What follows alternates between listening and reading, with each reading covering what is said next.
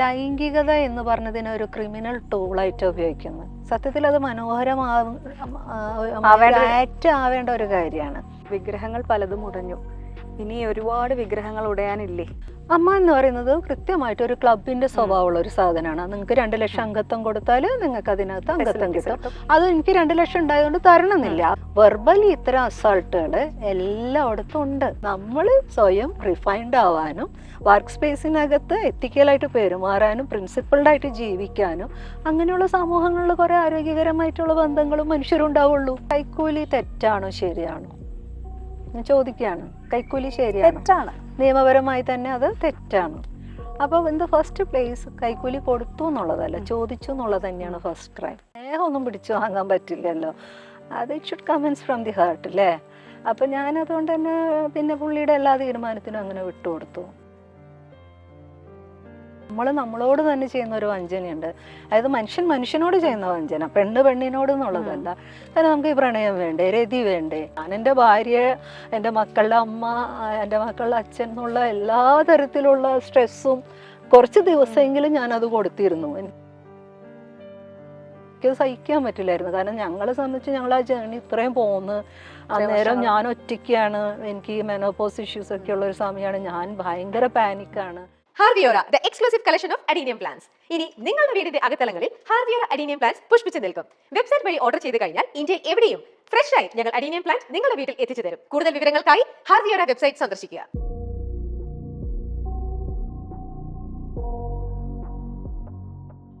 Mile stone makers അവതരിപ്പിക്കുന്ന ആഴങ്ങളിലേക്ക് ഏവർക്കും സ്വാഗതം. ഇന്ന് എന്നോടൊപ്പം അതിഥിയായി ഒരു അഭിനേത്രി, ഒരു റൈറ്റർ, ഒരു സോഷ്യൽ ആക്ടിവിസ്റ്റ്, സ്വന്തം അഭിപ്രായം വളരെ കൃത്യമായും വ്യക്തതയോടുകൂടി എല്ലാവരോടും പറയുന്ന ഒരു നല്ലൊരു ശ്രീമതി ജോളി ചിറയത്ത്. ചേച്ചി, ഒരുപാട് സന്തോഷം ഇന്ന് എൻ്റെ പ്രോഗ്രാമിൽ വന്നതിൽ. ഇത് കണ്ടപ്പോൾ എനിക്ക് പെട്ടെന്ന് തോന്നിയത് ചേച്ചിയുടെ ബുക്കിൻ്റെ ടൈറ്റിലാണ് നിന്ന് കത്തുന്ന കടലുകൾ. അപ്പോൾ ഈ ഒരു നമ്മുടെ എല്ലാവരുടെ ഉള്ളിലും ഒരു ഫയറുണ്ട്. ഉറപ്പായിട്ടും ആ ഫയർ പലപ്പോഴും നമ്മൾ വെള്ളം ഒഴിച്ചിങ്ങനെ അണയ്ക്കാൻ ശ്രമിച്ചുകൊണ്ടേയിരിക്കും. ചേച്ചി ആ ഫയറിനെ എന്താ ചെയ്തത്? What did you do? ഈ പറഞ്ഞ മാതിരി ഞാൻ എന്തെങ്കിലും പ്രത്യേകിച്ച് അതിന് ചെയ്തോന്ന് ഞാൻ റിയലൈസ് ചെയ്യുന്നത് നമ്മൾ ജീവിച്ച് കുറേ എത്തുമ്പോഴാണല്ലേ. ഫയർ ഈ പറഞ്ഞതുപോലെ എല്ലാ മനുഷ്യരിലും ഒരു ഫയർ ഉള്ളതുകൊണ്ടാണ് നമ്മൾ എക്സിസ്റ്റ് ചെയ്യുന്നത്. അല്ലെങ്കിൽ നമുക്ക് ഒരു അടി പോലും മുന്നോട്ട് പോകാൻ പറ്റില്ല. അപ്പോൾ അത് എല്ലാവരിലും ഉണ്ട്. പക്ഷെ അതിനെ നമ്മൾ എത്രത്തോളം ഊതിപ്പെരുപ്പിച്ച് മുന്നോട്ട് എടുക്കാൻ പറ്റുന്നു, അതിൻ്റെ ഒരു എഫേർട്ട് എടുക്കുക എന്നുള്ളൊരു പ്രോസസ്സുണ്ട്. അത് ഒരു പക്ഷെ ഞാൻ ഇച്ചിരി കൂടുതൽ എടുത്തിട്ടുണ്ടോ എന്ന് ചോദിച്ചാൽ ഉണ്ടാവാം. കാരണം അത് പക്ഷെ ഇത്രയും ദൈർഘ്യമേറിയ ഒരു ജീവിതമാണല്ലോ, നിങ്ങളെപ്പോലെ അങ്ങനെ ചെറിയ ഒരാളല്ലല്ലോ. അപ്പോൾ അതിൻ്റെ ഒരു ഊർജം കൂടെ ഉണ്ടാവാം, ജീവിതാനുഭവങ്ങളുടെയൊക്കെ. അപ്പോൾ ആ ഒരു അർത്ഥത്തിന് എനിക്ക് തോന്നുന്നു എന്നെ കെടാതെ ഇവിടെ പിടിച്ചു നിർത്തുന്നത് ഞാൻ ഈ സ്വാംശീകരിച്ചെടുത്ത മറ്റു ജീവിതങ്ങളിൽ നിന്നും മനുഷ്യരിൽ നിന്നും ചുറ്റുപാടിൽ നിന്നും ഒക്കെ ഞാൻ കെടാതെ കാത്ത ആ വെളിച്ചം തന്നെയായിരിക്കും, എൻ്റെ ഉള്ളിലൊരു വെളിച്ചം തന്നെ ആയിരിക്കും ഇപ്പോൾ ഇവിടെ ഇരിക്കാനും നിങ്ങളോടൊക്കെ ഇങ്ങനെ സംസാരിക്കാനൊക്കെ എന്നെ പ്രാപ്തയാക്കണത്. നമ്മൾ എപ്പോഴും ഫയറുള്ള ആൾക്കാർ റിബൽ എന്ന് പറയും. കാരണം അവർ നമ്മുടെ സമൂഹത്തിനെതിരെ എപ്പോഴും ശബ്ദം ഉയർത്തിക്കൊണ്ടേയിരിക്കും. ചേച്ചി ഒരു ബോൺ റിബലാണ് എന്നാണ് ഞാൻ മനസ്സിലാക്കുന്നത്. കാരണം നമ്മൾ അങ്ങനെയല്ല, ജനിച്ചപ്പോൾ തന്നെ നമുക്ക് ആ ഒരു ശബ്ദം ഉയർത്തി സംസാരിക്കാൻ വേണ്ടിയിട്ടുള്ള ഒരു ശക്തിയോടുകൂടി തന്നെ ജനിക്കും. നമ്മൾ ചില സമയത്ത് സിറ്റുവേഷൻസിലൂടെ ആയിരിക്കും കടന്നു പോകുന്നത്. വളരെ കാലം നമ്മൾ അടക്കി വെച്ച് മിണ്ടാതെ ഇരുന്നിരുന്ന് ഒരു സമയത്ത് അങ്ങ് പൊട്ടി നമ്മൾ ഭയങ്കരമായിട്ട് അതങ്ങൊരു ലാഭം പോലെ പുറത്തു വരും. എനിക്ക് തോന്നുന്നു ചേച്ചിയുടെ ഒരു ലൈഫിൽ ചേച്ചി വളരെ ചെറുപ്പത്തിൽ തന്നെ അത് പറയാനുള്ള ഇഷ്ടങ്ങളും ആഗ്രഹങ്ങളും ആവശ്യങ്ങളും നീഡ്സും ഒക്കെ പറയാനുള്ളൊരു സ്വാതന്ത്ര്യം എടുത്തിരുന്നു. അല്ലെങ്കിൽ അത് എൻ്റെ അവകാശമാണെന്ന് വിശ്വസിച്ചിരുന്ന ഒരാളായിട്ടാണ് ഞാൻ മനസ്സിലാക്കുന്നത്. അങ്ങനെ തന്നെയാണോ? എൻ്റെ അതെനിക്ക് ഞാനത് അങ്ങനെ മനസ്സിലാക്കി ചെയ്യുന്നതല്ല. പക്ഷേ ഒരു മനുഷ്യൻ എന്നുള്ള രീതിയിൽ നമ്മളെ സ്വയം പ്രതിഷ്ഠിക്കുമ്പോൾ ഏറ്റവും റിഫൈൻഡ് ആയിട്ടുള്ളൊരു ജീവിയായിട്ട് ഞാൻ സ്വയം കരുതുന്നുണ്ട് എന്നെ. നമ്മളെ മനുഷ്യരെ അങ്ങനെ ആയിരിക്കണമല്ലോ എന്നുള്ളൊരു എപ്പോഴും ഒരു ആകുലതയും അതിലേക്ക് എത്താനുള്ള ഒരു കഠിനമായ ശ്രമങ്ങളും അത് ഞാൻ പറയാം, അതൊക്കെ ഉണ്ട്, എപ്പോഴും ഉണ്ട്. അപ്പോൾ ചുറ്റും ഇങ്ങനെ ഒബ്സർവ് ചെയ്യുമ്പോൾ നമ്മളിങ്ങനെ ഒരു ജീവിതം ജീവിക്കേണ്ടവരല്ല. ഞാൻ പറഞ്ഞത് സ്ത്രീകളെന്നല്ല, പൊതുവെ മനുഷ്യർ നമ്മളുടെ ഫെല്ലോ ബീയിങ്സ് ആണെങ്കിലും നമ്മൾ ഈ ജീവിതം ജീവിക്കേണ്ടവരല്ല, നമ്മളിത് ഡിസേർവ് ചെയ്യുന്നില്ല എന്ന് നമ്മുടെ ഉള്ളിൽ നിന്ന് ഒരാളിങ്ങനെ എപ്പോഴും പറഞ്ഞുകൊണ്ടിരിക്കും. അപ്പൊ ഈ അതെനിക്ക് തോന്നുന്നത് അതാണ് ഒരു റെബല്യൻ ഉണ്ടാക്കുന്നതെങ്കിൽ നമ്മുടെ ഉള്ളിൽ എല്ലാവരുടെ ഉള്ളിൽ ഒരു റെബല്യൻ ഉണ്ട്. ഞാൻ ചേച്ചിയുടെ പല ഇൻ്റർവ്യൂസിലും ഒക്കെ വായിച്ചൊക്കെ കേട്ടേക്കുന്നത് ബാലു എന്ന് പറയുന്ന വ്യക്തി ചേച്ചിയുടെ ലൈഫിലേക്ക് വരുന്നത്. നമ്മുടെ ലൈഫിൽ എന്താ പറയുക ഭയങ്കര ഒരു എന്താ പറയുക നമ്മളെ തന്നെ മാറ്റിയെടുക്കാൻ കെൽപ്പുള്ള ആൾക്കാരാണ്. അതൊക്കെ ഉണ്ട്. ഒത്തിരി സ്വാധീനം ചെലുത്തിയ ഒരു മനുഷ്യൻ തന്നെയാണ്. ഒന്ന് നമ്മൾ കോളേജിലൊക്കെ പഠിക്കാൻ പോകുന്ന കാലത്ത് എന്ന് പറഞ്ഞാൽ നമ്മളെ ഒരു അഡോൾസെന്റ് പീരീഡാണ്. പിന്നെ മംഗളം മനോരമയൊക്കെ വായിച്ച് വളരുന്ന ഒരു കാലാണ്. അപ്പൊ ഉള്ളിലൊരു കാമുക രൂപമൊക്കെ ഉണ്ടാവും. അത് ഭയങ്കരയാണല്ലോ. അയ്യോ, ഞാൻ അത്ര ഡ്രൈ ആയിട്ടുള്ള ആളൊന്നല്ല, എല്ലാ മനുഷ്യർക്കും നല്ല ഭയങ്കരയാ. അപ്പൊ എന്താ തമാശ വെച്ചാല് നമ്മള് കോളേജിലൊക്കെ പോകുമ്പോ നമ്മളെ ഉള്ളിൽ ഒരു കാമുക രൂപമുണ്ട് അല്ലെ. അപ്പൊ നമ്മള് ഭയങ്കര പിക്കിയാണല്ലോ. സത്യത്തില് ഇവർക്ക് അറിയില്ല നമ്മൾ സ്ത്രീകളാണ്, സ്ത്രീകളുടെ ഉള്ളിലാണ് ഈ ചോയ്സ്. സ്ത്രീകൾ സെലക്ട് ചെയ്താലാണ് അവിടെ വർക്ക് ആവുള്ളൂ കാര്യങ്ങൾ. അല്ലെങ്കിൽ നമ്മളിങ്ങനെ അത് പിന്നാലെ നടത്തവും ഹറാസ്മെന്റും ആയിട്ട് മാറുന്നത് അവിടെയാണ്. അതിലേക്ക് പിന്നെ വരാം. എപ്പോഴാണ് ഇത് നമുക്ക് ഭയങ്കര രസകരമായ അനുഭവമായി മാറുന്നതെന്ന് പറയുമ്പോൾ സ്ത്രീയും കൂടെ, അല്ലെങ്കിൽ സ്ത്രീ ആദ്യം തന്നെ അതിനെ സെലക്ട് ചെയ്യുമ്പോഴാണ്. ഈ സെലക്ടിങ് കപ്പാസിറ്റി എന്ന് പറയുന്നത് നമുക്കാണ് ഉള്ളത്. പ്രകൃതിയിൽ തന്നെ ഇത് സ്ത്രീക്കാണുള്ളത് അല്ലേ. നമ്മൾ ആ സെലക്ടിങ് കപ്പാസിറ്റി ഉള്ളത് കൊണ്ടാണ് ഇത്രയും അണ്ടങ്ങളിൽ നിന്ന് ഒരെണ്ണത്തിനെയാണ് അണ്ടം ചൂസ് ചെയ്യുന്നത്. അപ്പോൾ ഇങ്ങനെ ഒരു ബയോളജിക്കലി ഉണ്ട്, അത് പ്രകൃതിപരമായിട്ട് അത് സെലക്ടിങ് കപ്പാസിറ്റി ഉള്ളവരാണ് നമ്മൾ. അപ്പോൾ അവിടെയാണ് നമുക്കത് ജെല്ല് ചെയ്യാന്ന് പറയും. അപ്പൊ ഞാൻ എൻ്റെ ഉള്ളിൽ എന്ന് കരുതിട്ട് ബാലുവിനോടാണ് ആദ്യത്തെ പ്രേമം തോന്നിയെന്നൊന്നും തെറ്റിദ്ധരിക്കരുത്. എനിക്ക് 7 വയസ്സിൽ അമിതാഭ് ബച്ചനോട് ക്രഷ് തോന്നിയ ഒരാളാ. 8-9 വയസ്സിലൊക്കെ അമിതാഭ് ബച്ചനോട് ക്രഷ് തോന്നിയ ഒരാൾ. ക്രഷാന്നൊന്നും അന്ന് അറിയില്ല, പക്ഷെ എനിക്ക് ഇഷ്ടമുണ്ട്. ഞാൻ വീട്ടിലൊക്കെ പറയുകയും ചെയ്തു എനിക്ക് അയാളെ കല്യാണം കഴിക്കണം എന്ന്, അങ്ങനെയൊക്കെ പറഞ്ഞിട്ടുള്ളു. പിന്നെ അതൊക്കെ നമ്മൾ വളർച്ചയുടെ ഘട്ടത്തിൽ കണ്ണും എന്നൊക്കെ പറഞ്ഞ് അവിടെ തൊട്ടൊക്കെ കാണുന്ന മനുഷ്യരൊക്കെ ഉണ്ടായിട്ടുണ്ട്. പക്ഷെ അത് ആരാണ്? ആ കാലത്ത് നമുക്ക് ഇങ്ങനെയുള്ള സാധ്യതകളില്ല. ഇങ്ങനെ പോകുമ്പോ കൊള്ളാലോ, കണ്ണും കൊടുക്കുന്നു പോകുന്നു. അത് അങ്ങനത്തെ കുഞ്ഞു അങ്ങനെയൊക്കെയുള്ള പ്രണയാതുരമായ അനുഭവങ്ങളിലൂടെയൊക്കെ പോകുന്നു. പക്ഷെ നമ്മള് ഫേസ് ടു ഫേസ് കൺഫ്രണ്ട് ചെയ്തിട്ട് നമ്മൾ അത് അക്സെപ്റ്റ് ചെയ്യുന്ന ഒരു ബന്ധം എന്ന് പറയുന്നത് ബാലുവായിട്ടുള്ളതാണ്. പ്രീ ഡിഗ്രി സെക്കൻഡ് ഇയർ പഠിക്കുമ്പോഴാണ് ഇപ്പോൾ പുള്ളി ഒത്തിരി കാര്യങ്ങൾ പറയുന്നത്. ഇപ്പോൾ ഫെമിനിസം, റാഡിക്കൽ ഫെമിനിസം, സിനിമ, ഇതൊക്കെ പറയുന്ന ഒരു ചേട്ടൻ. വാവ്, കൊള്ളണം. അത് കാണാൻ തന്നെ ഭയങ്കര ഓക്കെയാണ്. അപ്പൊ പിന്നെ ഞാൻ കുറച്ച് താടിയിലൊക്കെ ഇച്ചിരി പെട്ടുപോകുന്ന ഒരാളാണ്, ചീരിയും താടിയിലൊക്കെ. ഇവിടെ ആരെങ്കിലും ഉണ്ടെങ്കിൽ ഒന്ന് ശ്രദ്ധിച്ചേക്കല്ലേ. ഇപ്പൊ താടി വീണ്ടും ഒരു വലിയൊരു ട്രെൻഡായി മാറിയിരിക്കുന്നു. താടി ഇല്ലാത്തവരില്ല ഇപ്പൊ. അത് നമ്മള് മല്ലു സ്ത്രീകളുടെ ഒരു പരാധീനതയാണെന്ന് തോന്നുന്നുണ്ട്. ഇവരിപ്പോ പറയും തള്ള വൈബെന്ന്. ഇപ്പോഴുള്ള ചെറുപ്പക്കാർ പറയും എന്റെ മക്കളെ എന്നെ കളിയാക്കും. ഇങ്ങനെ അമ്മ താടിയിലൊക്കെ കിടന്ന് കെട്ടി മറിഞ്ഞ് വീണെന്ന് പറഞ്ഞ് കളിയാക്കും. ഇനിയാവും. അപ്പൊ എന്റെ സൗന്ദര്യ സങ്കല്പത്തില് താടി മസ്റ്റായിരുന്നു. അപ്പൊ അതുകൊണ്ട് താടിയുള്ള ചേട്ടൻ, കോമൺ സെൻസ് ഉള്ള വർത്താനം, ഞാൻ വീണു ഫ്ലാറ്റായി. ബുദ്ധിജീവിയുടെ അല്ല, സെൻസിബിൾ ടോക്സ്. എനിക്കന്ന് അതൊക്കെ ബുദ്ധിജീവി തരാണോന്ന് പോലും അറിയില്ല. നമ്മളൊരു പ്രീ ഡിഗ്രി സെക്കൻഡ് ഇയറിൽ പഠിക്കുന്ന കുട്ടിയല്ലേ. അപ്പോ കൊള്ളാലോ പാർട്ടി പറയുന്ന കാര്യമൊക്കെ. കാരണം നമ്മളുടെ ഉള്ളിലുണ്ടായിരുന്ന ഈ ആശങ്കകളാണ് ഇതൊക്കെ. അപ്പൊ സ്ത്രീകള് സ്വയം നിർണയാവകാശം, അത് നമ്മളുടെ തന്നെ അതോറിറ്റി നമ്മൾ തന്നെ എടുക്കണമെന്നതിനെ കുറിച്ചൊക്കെയാ പറയുന്നത്. അപ്പൊ ഞാൻ നോക്കിയപ്പോ ഇത്രയുണ്ടോ, അത്രയും നല്ല കാര്യങ്ങളാണ്. അപ്പൊ അങ്ങനെ ഭയങ്കര രസമായിരുന്നു. പുള്ളി എന്നെ കുറച്ചൊക്കെ സ്വാധീനിച്ചിട്ടുണ്ട്. അതായത് ഞാൻ നല്ല സിനിമകൾ കാണണമെന്ന് ആഗ്രഹിക്കുന്നത്, നാടകങ്ങൾ കാണാൻ മാത്രമല്ല നാടകം പഠിക്കണം എന്ന് ആഗ്രഹിക്കുന്നത്, പുസ്തകം വായിക്കാനുള്ള താല്പര്യങ്ങളിലേക്ക് മാറുന്നതിലൊക്കെ ഒരുപാട് സ്വാധീനം ചെലുത്തിയ ഒരു മനുഷ്യനാണ്. തീർച്ചയായിട്ടും അങ്ങനെ നമ്മുടെ ഒരു എന്താ പറയാ പ്രണയ സങ്കല്പം ഉണ്ടാവുന്ന പ്രായത്തിൽ നമ്മുടെ ലൈഫിലേക്ക് നമ്മൾ കൊണ്ടുവരുന്ന ഒരു വ്യക്തി. ആ സമയത്ത് നമ്മൾ ലൈഫ് ലോങ് അദ്ദേഹത്തിനോടൊപ്പം അല്ലെങ്കിൽ ആ ഒരു കമ്പാനിയൻഷിപ്പ് ഉണ്ടാവും എന്നുള്ള ആഗ്രഹത്തോടു കൂടി, വിശ്വാസത്തോടു കൂടിയാണ് നമ്മൾ വരുന്നത്. പക്ഷെ ഇൻ ബിറ്റ്വീൻ ഏതൊക്കെയോ സാഹചര്യങ്ങൾ വരുമ്പോൾ, ലൈഫിൻ്റെ ബുദ്ധിമുട്ടുകളും പ്രശ്നങ്ങളൊക്കെ വരുന്ന സമയത്ത് പിരിയേണ്ടി വരിക എന്ന് പറയുന്നത്, ലെറ്റിംഗ് ഗോ എന്ന് പറയുന്നത് നമ്മൾ എല്ലാവർക്കും ഭയങ്കര ബുദ്ധിമുട്ടുള്ള ഒരു കാര്യമാണ്. ആ ഒരു വളരെ ഫ്രീ സ്പിരിറ്റോടു കൂടി അദ്ദേഹത്തെ പിടിച്ചു നിർത്താൻ ശ്രമിക്കാതെ, എനിക്കറിയാം അത് ഒരുപാട് ബുദ്ധിമുട്ടി തന്നെയാണ് ചെയ്തത്. പക്ഷെ എന്നാലും ആ ലെറ്റിംഗ് ഗോ എന്ന് പറയുന്നത്, പ്രോസസ്സിലേക്ക് എത്തുക എന്ന് പറയുന്നത്, അതെങ്ങനെയാണ് ഡീൽ ചെയ്തത് ആ ഒരു സിറ്റുവേഷനെ?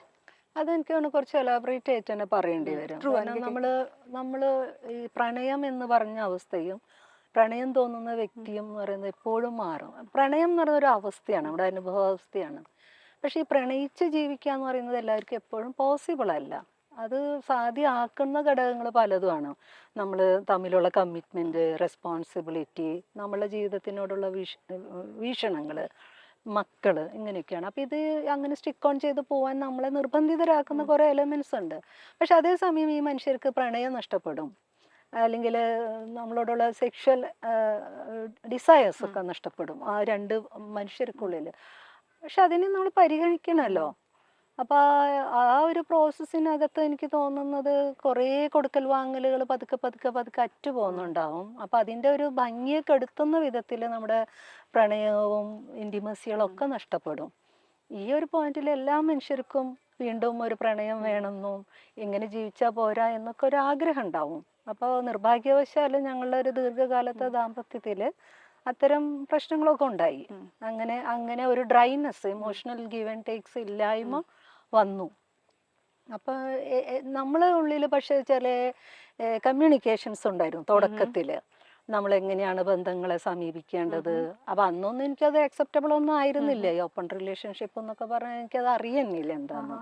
പക്ഷെ പുള്ളി അതൊക്കെ കുറിച്ച് പറയുമ്പോൾ ഞാൻ അന്നും പറയുന്നൊരു കാര്യം, നോക്കൂ, ആരെങ്കിലും നമ്മുടെ ഉള്ളൊരു തേർഡ് പേഴ്സൺ വരികയാണെങ്കിൽ അതൊന്നും ഇത് അറിയിക്കാതെ നോക്കണം. ഇൻകേസ് അറിയുകയാണെങ്കിൽ നമ്മൾ പാർട്ട് ചെയ്യേണ്ടി വരും. ഇത് വളരെ അതൊക്കെ തുടക്കത്തിലല്ല, മേ ബി ഒരു 3-4 കൊല്ലത്തിനകത്തൊക്കെ. കാരണം ഞങ്ങൾ അന്ന് ജീവിക്കുമ്പോഴും നമ്മൾ വളരെ ഫ്രണ്ട്ലി ആയിട്ട്. ബാലുവിൻ്റെ ഏറ്റവും വലിയൊരു ഗുണം എന്ന് പറഞ്ഞാൽ ഒട്ടും ഒരു പൊസസീവ് ആയിട്ടുള്ള, അല്ലെങ്കിൽ നമ്മളുടെ എല്ലാതരം ഇടപെടൽ, അതായത് നമ്മൾ ഇങ്ങനെ ഏത് സമയവും ഇങ്ങനെ ചുഴിഞ്ഞു നോക്കുന്ന ഒരാളല്ല. ആൾക്ക് തന്നെ സ്വയം വ്യക്തിപരമായ ഒരുപാട് ഫ്രീഡം ആവശ്യമുള്ള ഒരാളാണ്. ആള് ബൗണ്ടറീസ് വളരെ കൃത്യമാണ്. അപ്പോൾ ആളുടെ ഒരു നേച്ചർ അങ്ങനെയാണ്. പുള്ളിക്ക് ഒരുപാട് ഫ്രീ ടൈം വേണം, പുള്ളിയുടെ ബൗണ്ടറീസ് വളരെ പക്കയാണ്. പുള്ളി ഐസൊലേറ്റഡ് ആയി, അതായത് ആൾക്ക് ആളുടെ കുറേ എൻഗേജ്മെന്റ്സ് ഉണ്ടാവും. അപ്പോൾ ഓൺ സ്പേസിന് ഭയങ്കര റെസ്പെക്ട് ചെയ്യുന്ന ഒരാളാണ്. അപ്പം അതിലേക്കൊക്കെ വേറെ ഒരാളെ ഏത് വിധത്തിൽ ഇടപെടാനൊന്നും അനുവദിക്കില്ല. നമ്മൾ ആ സ്പേസ് അങ്ങനെ തന്നെ മനസ്സിലാക്കി ജീവിക്കുന്നവരാ. അപ്പം അതിൻ്റെ അർത്ഥം ഞങ്ങൾക്കുള്ളിൽ വേറെ രീതിയിൽ എന്തെങ്കിലും ബുദ്ധിമുട്ടുകളുണ്ടായിരുന്നല്ലോ. എനിക്കത് അങ്ങനെ ഓക്കെ ആയിരുന്നു. ഞാൻ ഓക്കെ, ഞാൻ അങ്ങനെ ഒരു അല്ല, നമ്മൾ ആ സ്പേസിൽ ജീവിക്കുമ്പോൾ നമ്മൾ ആ ഒരു പുള്ളി രാവിലെ എണീറ്റ് കഴിഞ്ഞാൽ ആള് പാട്ട് കേൾക്കും, കുറേ നല്ല നല്ല പാട്ടുകൾ കേൾക്കും. അപ്പം ഞാൻ പറഞ്ഞ അങ്ങനത്തെ പാട്ട്, ഇപ്പോൾ ക്ലാസിക്കൽ മ്യൂസിക്സ് ആണെങ്കിലും കുറേ ഇൻസ്ട്രുമെന്റ് മ്യൂസിക്സ് ആണെങ്കിലും ഒക്കെ പരിചയപ്പെടുന്നത് അങ്ങനെ. ഇപ്പം എൻ്റെ ജീവിതത്തിലൊന്നും ഞാൻ സാക്സോഫോണൊന്നും കേട്ടിട്ടേ ഇല്ല. നമ്മളാകെ റേഡിയോയിൽ കേൾക്കുന്ന പാട്ട് അല്ലെങ്കിൽ കാസറ്റിലുള്ള പാട്ട് എന്നല്ലാതെ നമ്മളൊന്നും കേട്ടിട്ടില്ല. അപ്പം ഇങ്ങനെ ഒത്തിരി അങ്ങനെയുള്ള കുറേ കാര്യങ്ങൾ. അപ്പം ഞാനതിനെ റെസ്പെക്ട് ചെയ്യുന്നുണ്ട്. പിന്നെ ആൾക്ക് അങ്ങനെ ഔട്ട് ഗോയിങ് അല്ല, സോഷ്യലൈസേഷൻ ഒന്നും അങ്ങനെ അത്ര ഇഷ്ടമുള്ള ഒരാളല്ല. പക്ഷെ അതിലിപ്പോൾ ഞാൻ പോകുന്നതുകൊണ്ട് ആൾക്ക് കുഴപ്പമൊന്നുമില്ല, ആളെ അക്കോമഡേറ്റ് ചെയ്യില്ല. അപ്പം എൻ്റെ ഒരു പ്രശ്നം എന്ന് പറഞ്ഞാൽ ഞാൻ ഒരു 1 man 1 woman എന്നുള്ള റിലേഷൻഷിപ്പിലാണ് നിൽക്കുന്നത്. അപ്പം എനിക്ക് ഇദ്ദേഹം അല്ലാണ്ട് പിന്നെ ആരുണ്ടാവും? ഞങ്ങൾ 9 വയസ്സിൻ്റെ വ്യത്യാസമുണ്ട്. അപ്പം എൻ്റെ കൂടെ സിനിമയ്ക്ക് വരാൻ, കടപ്പുറത്ത് പോകാൻ നമ്മളുടേതായ ഒരേ ആഗ്രഹങ്ങളുണ്ടാവുമല്ലോ. നമ്മുടെ ഒരു ഇണയോടൊപ്പം നമ്മൾ ജീവിക്കുന്നതിൻ്റെ സാധ്യതകളുണ്ടല്ലോ. അപ്പം ഇതൊന്നും ഫുൾഫിൽ ചെയ്യുന്നില്ല. അപ്പം അതിൻ്റെ ഒരു ബിറ്റർനെസ് ഉള്ളിലുണ്ട്. പക്ഷെ എന്നാലും ഞങ്ങൾ ഓക്കെ ആയിരുന്നു, ഞങ്ങൾ ഫ്രണ്ട്ലി ആയിരുന്നു. ഇദ്ദേഹത്തെ പരിചയപ്പെടുന്ന സമയത്ത് അല്ലെങ്കിൽ കല്യാണം കഴിക്കുന്ന ഒരു സിറ്റുവേഷനിൽ ഇദ്ദേഹം ഇങ്ങനെ ആയിരിക്കും എന്നൊരു തിരിച്ചറിവ് ഉണ്ടായിരുന്നോ ഏതെങ്കിലും ഘട്ടത്തിൽ? ഇല്ല, കാരണം ഞങ്ങൾ ഒത്തിരി നാളൊന്നും പ്രേമിച്ച് നടക്കുന്ന ആളുകളായിരുന്നു. ഞങ്ങൾ അങ്ങോട്ടും ഇങ്ങോട്ടും പറയുന്നു. പിന്നെ പുള്ളി പുറത്തു പോകാനുള്ള തീരുമാനം എടുക്കുമ്പോൾ ഞാൻ പറഞ്ഞു, എനിക്ക് അത്രയും 4 വർഷമൊക്കെ കേട്ടേ വരുള്ളൂ, മോസ്കോയിൽ പഠിക്കാൻ പോകണമെന്ന് പറഞ്ഞു. ഞാൻ എനിക്കൊന്നും പിടിച്ചു നിൽക്കാൻ പറ്റില്ല. കാരണം എൻ്റെ വീട്ടിൽ 18-20 വയസ്സിനകത്ത് പെൺപിള്ളേരെ കെട്ടിച്ചു കൊടുക്കും. അപ്പം ഞാൻ വളരെ സ്ട്രഗിൾ ചെയ്തിട്ട് ഞാൻ പഠിക്കുന്നത്. ഞാൻ പറഞ്ഞു, അങ്ങനെയാണെങ്കിൽ വീട്ടിൽ വന്ന് സംസാരിക്കണം എന്ന് പറയുന്നു. വീട്ടിൽ വന്നൊക്കെ ആൾ സംസാരിക്കുമ്പോൾ സ്വാഭാവികമായിട്ടും അവർ ഓക്കെ അല്ല. പക്ഷെ എൻ്റെ ചേട്ടനാണെങ്കിൽ അപ്പച്ചനോടും അമ്മയോടൊക്കെ പറഞ്ഞു, ഇവളുടെ കാര്യത്തിൽ നമ്മൾ അങ്ങനെ ഒരു ആലോചനയൊക്കെ കൊണ്ടുവന്ന് കെട്ടിക്കേണ്ട കാര്യമൊന്നും ആലോചിക്കേണ്ടെന്ന് പറഞ്ഞു. പിന്നെ ഞാനും ബാലും കൂടെ തീരുമാനിച്ചു പോകുന്നതിന് മുമ്പ് രജിസ്റ്റർ ചെയ്യാമെന്ന്. അതിന് രജിസ്റ്റർ ചെയ്തിട്ടാണ് പോകുന്നത്. അപ്പം ഞങ്ങൾ ശരിക്കും പറഞ്ഞാൽ ഞങ്ങൾ പ്രീ ഡിഗ്രിക്ക് പരിചയപ്പെടുമ്പോഴത് പ്രണയത്തിലേക്കൊന്നും വളർന്നില്ല. എൻ്റെ മനസ്സിൽ ഇത് വലിയൊരു ചേട്ടനല്ലേ, എനിക്ക് പ്രേമുണ്ട്, പക്ഷേ ഈ ചേട്ടൻ എന്നോട് പ്രേമുണ്ടോ എന്ന് എനിക്ക് അറിഞ്ഞുകൂടാ. ആരാധന ആണ്, ഭയങ്കര ഇഷ്ടമാണ്. അയ്യോ ഇങ്ങനത്തെ ഒരു ചേട്ടനായിരുന്നെങ്കിൽ. പക്ഷെ ഞാൻ പ്രേമം അങ്ങോട്ട് പറയുന്ന ഒരു ആളും അല്ല. എനിക്ക് അതൊക്കെ എക്സ്പ്രഷൻ പറയണം തീർച്ചയായിട്ടും. സെലക്ട് ചെയ്തെങ്കിലും അങ്ങനെ. അപ്പം നമുക്ക് അങ്ങനെയൊക്കെ ഉണ്ടല്ലോ. അപ്പോൾ അതുകൊണ്ട് പിന്നെ ഡിഗ്രി സെക്കൻഡ് ഇയർ പഠിക്കുമ്പോഴാണ് പിന്നീട് കാണുന്നത്. അപ്പം അന്നേരം നമ്മൾ സംസാരിക്കുന്നു.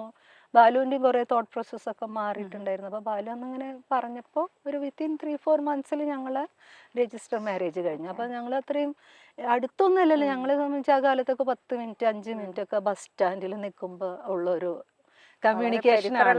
വളരെ പെരിഫറൽ. അവന് ആകെയുള്ളൊരു സന്തോഷം എന്ന് പറയുന്നത് നമ്മൾ ഈ ലോകത്തിനോട് ചോദിക്കാൻ ആഗ്രഹിക്കുന്ന കാര്യങ്ങൾ, നമ്മുടെ കോൺഫ്ലിക്ട്സിനൊക്കെ ക്ലാരിറ്റി ഉള്ള ഒരു കാര്യമാണ് പുള്ളി പറയുന്നത്. അപ്പം നമ്മൾ വിചാരിക്കുന്ന അങ്ങനത്തെ ഒരു പാർട്ട്ണറല്ലേ വേണ്ടത്. പിന്നെ നമ്മൾ വിപ്ലവകാരിയാണല്ലോ ബേസിക്കലി. അപ്പോൾ വിപ്ലവമില്ലാത്ത ആളൊപ്പം ജീവിക്കലൊക്കെ അത്ര എളുപ്പമല്ല എന്നുള്ളതാണ്. പക്ഷെ പിന്നീട് മനസ്സിലാവുന്നത് അതൊന്നും അല്ല. കാരണം എന്ന് വെച്ചാൽ ഈ പ്രാക്ടീസ്, നമ്മൾ പറയുന്ന രാഷ്ട്രീയത്തിനെ ഇന്റേണലൈസ് ചെയ്യുക, അതിനെ പ്രാക്ടീസ് ചെയ്യുക എന്നുള്ളതാണ് ഏറ്റവും വലിയ ടാസ്ക്. നമുക്ക് വർത്താനം എത്ര വേണമെങ്കിലും പറയാം, ഏത് കോട്ട് വേണമെങ്കിൽ എടുത്ത് എല്ലാ ലൈബ്രറിയിലും ബുക്ക് വായിച്ച് അതൊക്കെ പറയാം. പക്ഷെ ഇതിലൊന്നും അല്ല കാര്യം. നമ്മൾ എങ്ങനെയാണ് നമ്മൾ ജീവിക്കാൻ പോകുന്നത് എന്നുള്ളതില്ല കാര്യം.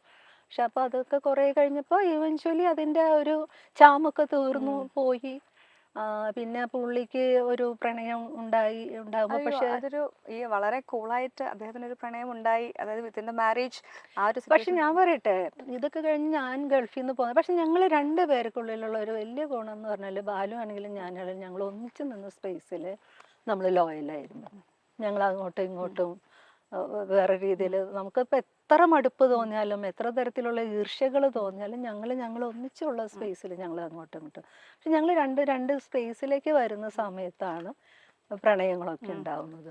ലൈക്ക് ഓപ്പൺ റിലേഷൻഷിപ്പ് എന്ന് പറയുന്ന കോൺസെപ്റ്റ് ഇന്നും അക്സെപ്റ്റബിൾ അല്ല നമ്മുടെ സൊസൈറ്റിയിൽ. വളരെ ചെറിയൊരു ശതമാനം മാത്രമേ അത് വിശ്വസിക്കുകയും ഫോളോ ചെയ്യുന്നുള്ളൂ. ബാക്കിയുള്ളവർ മൊത്തത്തിൽ അത് സമൂഹത്തിലുള്ളവരെ എതിർക്കുന്ന ഒരു കോൺസെപ്റ്റാണ്.